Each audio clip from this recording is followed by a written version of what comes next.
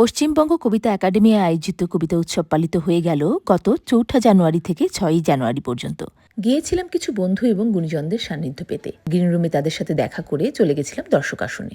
৭টি মঞ্চে এই কবিতা উৎসব চলেছিল।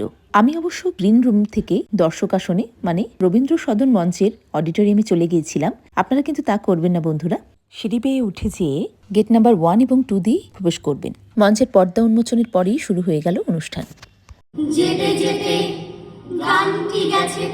শুনলাম কবিদের স্বরচিত নানা ধরনের কবিতা এবং শিল্পীদের আবৃত্তি, এবং সাথে ছিল অসাধারণ শ্রুতি নাটক। দূর করো যত ক্রূরতার বলি খেলা, দূরে গ্রাম 10-12। কোথা থেকে এসে বললে?